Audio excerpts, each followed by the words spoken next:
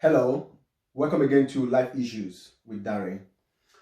Today's topic is going to be about raising children abroad.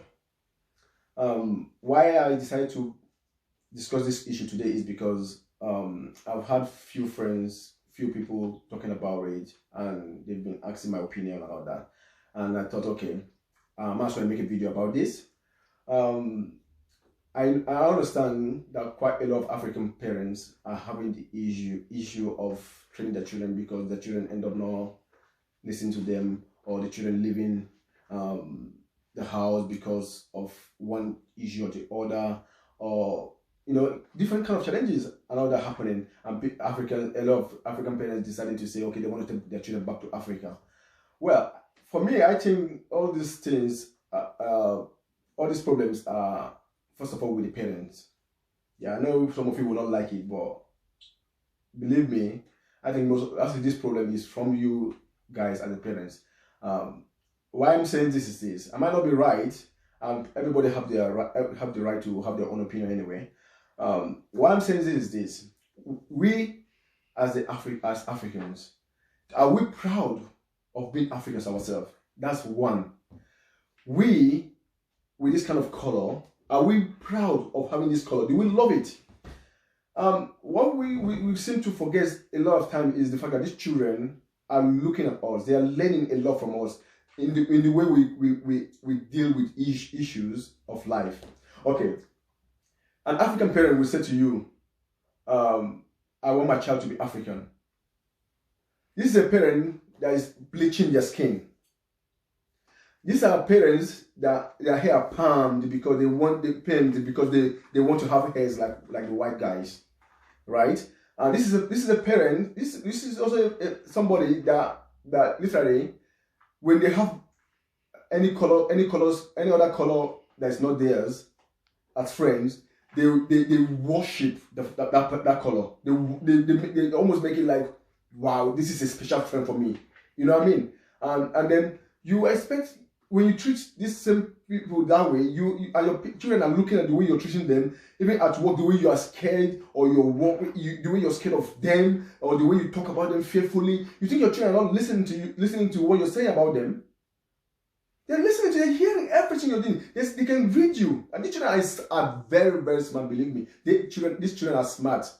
They are very smart. They see the way you behave. They see the way you talk about them. They see the way you carry yourself.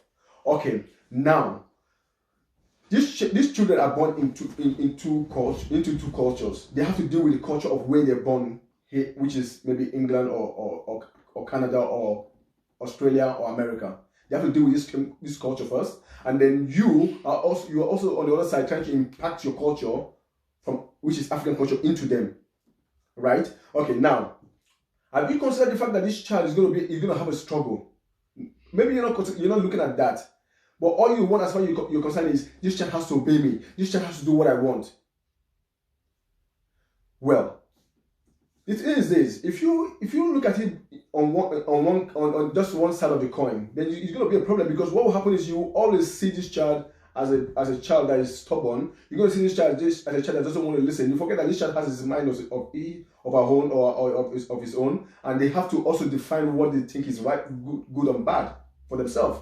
So now, if you, as an African parent, you are 100% African, like you're claiming to be, I'll give an example why I say a lot of us and a lot of the Africans are not 100%, or they don't truly, and they're not even proud of being Africans. An Israeli family, literally 80 to 90% of their family friends will be from Israel. They will be Israelites. This same thing applies to the Asians. All right, we all know that. A lot of Africans will say, oh, I love the way Asians are very, very united. Oh, the Indians are very united. The Israeli, oh, they are very united. What about the Africans? Why then? That should tell you or define to you that Africans are not united, and that could be an issue, which the children are learning from you. You don't go. Do you go to African meetings? You don't even go. You don't even believe anyway. You don't have family friends that are close to you. How many family friends do you have like that are Africans? That do you have maybe? Can you tell me your children can the friends they have that are close to them from their childhood are constant? Like you have the same African friends from the when you were born, or even for the next 20 years they're going to remain the same family friends? No, most probably no, because you have these friends. And then you have one African family friend, and that's it. And maybe the next thing you go to church, you spend 2 minutes, you come back. Those friends, those church members will never even probably come to your house. You will never go to their houses. You guys are not friends. You don't. So there's nothing. There's no community. There's nothing happening. We have how many African shops do we patronize? We as Africans, we don't even do that because we're not proud of who we are. If an African man tells you or woman say, "Oh, my shop is now here," you would rather go to an Asian shop or to a British shop than patronizing your African shop that you should be supporting, by patronizing her and helping build a business. No, you won't. But tomorrow, oh yeah, we are the children are not listening to us. Oh, the children, they are deviation from what we're teaching them. Oh, they're not doing because you're not consistent. It's not about talking. It's really not just talking. These children observe. They observe us as parents. And if these children are observing us as parents, then we should also look at it in that direction and know that it's our sole responsibility to help the children understand who we are fully. And that's the honest truth. How often do you take your children to Africa? Let them see where you came from. Be proud you're from Africa. It's not all about taking them and dumping them in Africa. You don't even know what they're going to teach them there. You don't even know the kind of thing they're going to teach them. You know what I mean? I mean, those things. I know people do it, but it's wrong in the first place because you're not even there yourself. Oh, my father is going to do that. My mother is going to. No, it's not the same as you. You know what I mean? Don't make that child go through traumas because of you, because your inability to impact what you should be doing. And this child is going to live without their parents because you just decided to say, oh, this child must learn African culture. All of a sudden, this child must suffer the trouble. Come on, let's wake up. Let's be reasonable about this thing. It's not all about you. It's not all about what about this child? What about this child's emotions? What about this child's pain? What about this child is going to go through without you? What is this child going to go through without where this child has been born and brought up, and this child is going to stay without their childhood friends because you said so. But you yourself, you're not even consistent with the African culture you're talking about. If you believe so much in that African culture, then be 100% in for it. You live in England, you live in America, you live in Canada, be 100% in for it. Period. That's all you need to do. Just be 100% fully at home with the kind of friends you have, the kind of community you keep, the kind of things you believe, the kind of jobs the place you buy your things. Let them be African. Let your children know that you are purely African. You are first African then before any other thing. The same way, because this is what these guys believe in. They are first British before before any other thing. So when you come here, you forget, you just all of a sudden you want to pick few of this thing, few of that. Well, and then you want your children to not to do the same or even do better than you in that kind of area.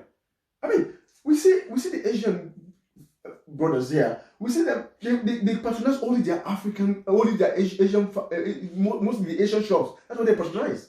That's what they do the most. The same thing applies to the Israelis. I mean, you look at the food. Even the Muslim brothers, they have halal meat in the market. Like a lot of shops sell halal meat because of them. I mean, that tells you they believe what they believe. I mean, you and I, we all know that the Indian families, the Asian families, these guys are core believers in what they believe in. But how many Africans will tell you they are purely Africans for real? I mean, let's be.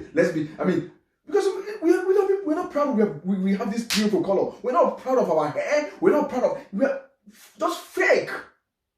We prefer to be fake. We prefer to be associated with the whites. With the Asians. But we want to be like them. But I mean, we can't even dress like we can't even wear the African attires because no, I don't want to be too African. but you want your children to learn those good values that we have in Africa. I'm not saying you have to choose I'm not talking of going to choose to be a juju or whatever, dancing all those foolish dances and all that. No, I'm talking the good cultures that we believe in Africa. That's what I mean. You know what I mean? Let the children know who you are. Let them know that you're proud of who you are. That's what I'm saying. And when you present yourself to them that way, believe me, eventually they will come to that time to say, this is who I am. You get it? So please, let's stop blaming these children. Let's understand that these children have their own troubles to face, to deal with, and let's be pure. Let's be 100% pure to be what we want this children to be. You know what I mean? Let's be pure. Let's associate ourselves with the right community. Let's build what kind of things we want for them. That way, it makes life easy for them. The decision making will be easier for them. And please, I will have to stop here. Until next time, keep having a wonderful time. And don't forget to subscribe